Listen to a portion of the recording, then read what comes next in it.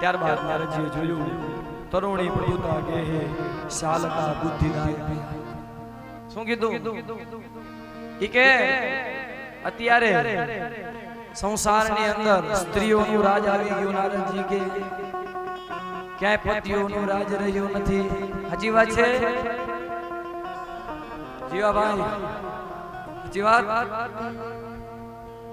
હા, અત્યારે સંસારની અંદર નારદજી કે મેં આવું જોયું, ક્યાંય પતિઓનું રાજ નથી, સ્ત્રીઓ રાજ કરે છે, સ્ત્રીઓનું શાસન આવી ગયું છે. પછી બીજું શું જોયું કે શાલકા બુદ્ધિદાય. તો કે માણસ પોતાનો સગો ભાઈ બાજુમાં બેઠો હોય એની સલાહ નહીં લે, પણ કે શાળાની સલાહ પેલી લે છે. સાચી વાત? સગો ભાઈ માનો જણ્યો ભાઈ બાજુમાં બેઠો હોય પણ એને પૂછ્યા નહીં કરે, પણ શાળાને ફોન કરશે આમ જમીન લેવી કે ન લેવી, આ ફ્લેટ લેવો કે ન લેવો. સાચી વાત છે ને? હગા ભાઈને આપણે પૂછતા નથી, આપણી કરુણતા છે, બીજું કઈ નથી. વાતો કરવા બેહીને તો કથા પૂરી થાય એમ નથી. પાછું એમાં એક ટાઈમ ની કથા, કેમ કે કથા તો એટલી વિસ્તારથી કરવા બેઠી કોઈ કથા પૂરી થાય એમ નથી. કારણ કે ભગવાન છે ને કથા અનંત, હરિ કથા અનંત. ભગવાન પણ અનંત છે અને આ કથા પણ અનંત છે. આ કથા એ ક્યારે પૂરી થવાની નથી. હરિ અનંત, હરિ કથા અનંત. એટલા માટે નારદજી કે મેં આવું બધું જોયું. પછી શું જોયું? તો કન્યા વિક્રીણો બાલ દંપતી નંચકલ. નારદજી કહે છે કે મેં જોયું કે દીકરીઓ વેચાઈ લાગી છે. સાચી વાત છે ને? આ હું નથી કહેતો, ભાગવતમાં લખ્યું છે. હું મારું કઈ નથી બોલતો. આજે દીકરીઓ વેચાવા લાગી છે, દીકરીના રૂપિયા લેવા માંડ્યા છે. ખરેખર દીકરીના રૂપિયા લેવાને એ મહાન પાપ છે સાહેબ. તમે લઈ ન શકો તો કાંઈ નહીં, પણ દીકરીનો રૂપિયો તમે લઈ ન શકો. આપણી સંસ્કૃતિ દેવાનો શીખવે છે, દીકરી પાસે લેવાનું ક્યાંય શીખવતા સાહેબ. દીકરીના ઘરે જમવું હોય ને તો બાપને વિચાર આવતો કે દીકરીના ઘરે જમાય નહીં.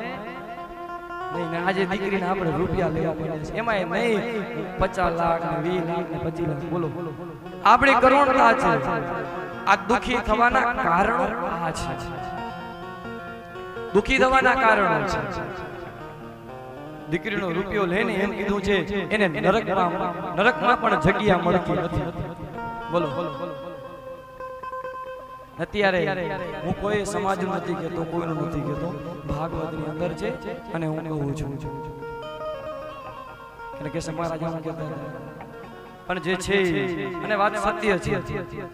દીકરીનો રૂપિયો ન લેવો જોઈએ, અહીંયાથી વ્યાસપીઠ કહે છે. કારણ કે દીકરી છે ને સાહેબ એ તુલસીનો ક્યારો છે. એક દીકરી ઉપર એક વાત યાદ આવે કે જ્યારે આપણા ધરતીકંપ થયો ત્યારે એક દીકરી અમેરિકાની અંદર રહેતી. એ દીકરીને અમુક ગામો ગોદ લેવા. શું લેવું? કેમ કે બધા ગામો પડી ગયા હતા. ભૂકંપ થયો કચ્છની અંદર, બધા ગામો ખેર વિખેર થઈ ગયા. તો એક દીકરી ઘણા વર્ષો પહેલા એના બાપને છોડી અમેરિકા ચાલી ગઈ. બન્યું એવું કે ધરતીકંપના સમાચાર સાંભળ્યા અને દીકરી એના પતિ સાથે ફ્લાઇટમાં ઉતરી. એને થયું કે મારું ગામ, મારી ભૂમિ આજે આટલી દુખી છે તો મારે જવું જોઈએ. એટલે એ દીકરી છે ને પોતાના પતિ સાથે અમેરિકાથી કચ્છની અંદર ભુજના એરપોર્ટ ઉપર ઉતરી. આ સત્ય ઘટનાનો પ્રસંગ છે. આ કોઈ કાલ્પનિક વાત નથી, સત્ય ઘટનાનો પ્રસંગ છે. દીકરી ઉતરી, બંને જણાએ ગાડી બોલાવી, ગાડીમાં બેસી દરેક ગામો છે દત્તક લેવા માટે જાય છે. આજે મારા દત્તકમાં સમજો છો ને, બધા ગામો દત્તક લેવા માટે. બધાયનું રક્ષણ કરવા માટે જતા હતા, રૂપિયાની મદદ કરવા માટે જતા હતા. ને એક દિવસ દીકરી ગાડીમાં બેસી પોતાના પતિની સાથે પોતાના ગામ તરફ જવા લાગી છે. અને તે જ સમયે ઘણા વર્ષોથી એ દીકરી પોતાના બાપને છોડી પોતાનું વતન કેટલા વર્ષોથી જોયું નતું, મોબાઈલનો કોઈ કોન્ટેક્ટ નતો દીકરી જોડે. અને એક ડ્રાઈવર ગાડી, એમાં ગાડીનો કાચ ખુલ્લો રહી ગયો. ગાડીનો કાચ ખુલ્લો રહી ગયો ને એટલે દીકરીને જે ધરતીની સુગંધ છે ને એ સુગંધ એના કાનમાં ગઈ એટલે દીકરીના વિચારો બદલાઈ ગયા. દીકરીને થયું આ તો મારી કર્મભૂમિ છે, હું મારી કર્મભૂમિ ભૂલી ગઈ, હું મારા બાપને ભૂલી ગઈ. એના પતિને કહે છે એક કામ કરો ને, મારું ગામ વચ્ચે આવે છે તો આપણે મારા પિતાજીને ખાલી 2 જ મિનિટ મળતા, કારણ કે હું મારા પિતાને કેટલા વર્ષોથી મળી નથી, હું મારા પિતાને મળતી જ. તેનો પતિ કહે છે કે આપણે આપણું કામ પતાવી સાંજે ફ્લાઇટ છે, આપણે નીકળી જવાનું છે, એ કોઈ રીતે મેળ નહીં પડે, તું રહેવા દે. બહુ સમજાવે છે પણ એની પત્ની હઠ કરે છે. એમાં ડ્રાઈવર છે ને આપણો ગુજરાતી હતો. એને કીધું કે બેન તમે ગુજરાતી છો? તો કે હા હું બેન ગુજરાતી છું અને હું તમારો ભાઈ થાઉં, ભાઈના નાતે મારી એટલી ફરજ છે. એના પતિને કીધું કે સાહેબ એક કામ કરો, હું તમને એરપોર્ટ પહોંચાડી દઈશ, એની જવાબદારી મારી, પણ આ બેનને એના પિતાને મળવા દો, એના પિતાને મળવા દો. જાય છે, ઠીક છે, દીકરી મળવા જાય છે. ઘરે ગઈ, ઘરની અંદર તાળું લાગેલું છે, બધા મકાનો પડી ગયા. કેમ તે સમયે દીકરી બાપ છે ને જે કામો પેલા ભૂકંપ હતો એ વખતે બધા મકાનો પડી ગયા હોય એટલે બધા કામ કરવા જતા, 50 રૂપિયા 100 રૂપિયા સાંતું થઈ માણસો કામ કરવા જતા. એ બાપ ત્યાં કામ કરવા ગયો છે. દીકરી જોઈ ઘરમાં પિતા નથી, કોઈ નથી. દીકરી પાડોશીમાં પૂછ્યું કે મારા પિતાજી ક્યાં ગયા છે? ત્યારે એ કહે છે કે પિતા તારા પિતાજી તો કામ પર ગયા છે. ઓહો, દીકરી પોતે દત્તક લેવા આવી છે આટલા બધા ગામને, અને દીકરી કહે કે મારો બાપ આજે કામ કરે છે. વિચાર તો. દીકરી દોડતી ગાડીમાં બેસી ફટાફટ એના પિતાજી જ્યાં કામ ચાલુ છે ને ત્યાં ગઈ છે. ત્યાં ગઈ, કેટલા બધા માણસો છે, બધા માથે ઓલી પગડી વાળી બધા કામ કરતા હતા. એમાં ઓળખે કેમ, કેટલા વર્ષો વીતી ગયા. દીકરી આવી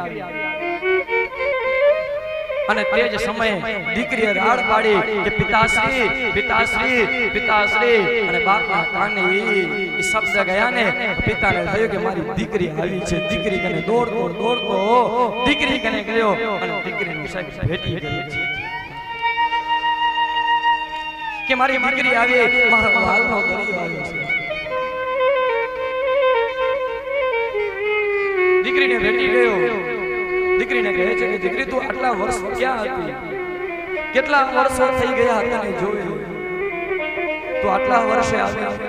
તો પિતાજી હા હું ગામને દત્તક લેવા આવી છું.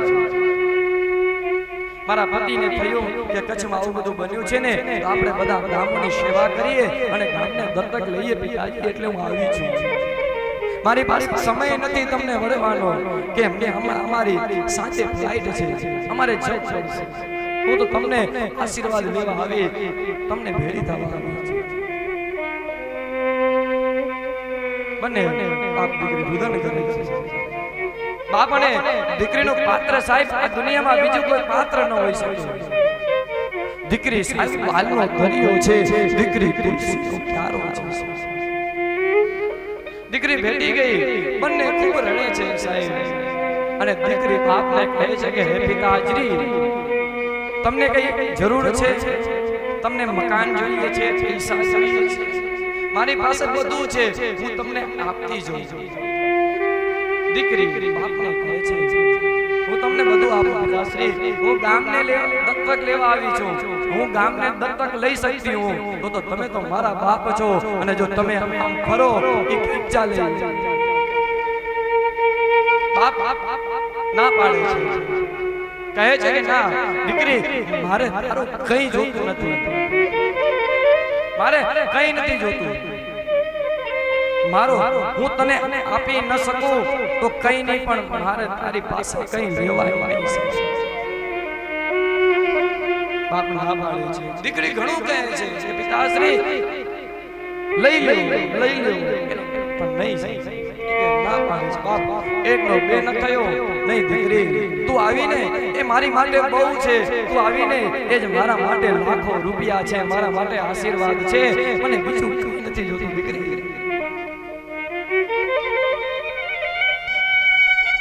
તે જ સમયે એનો પતિ બોલ્યો હવે આપણે મોડું થાય છે, તું જલ્દી ચાલ, આપણી સાંજે ફ્લાઇટ છે.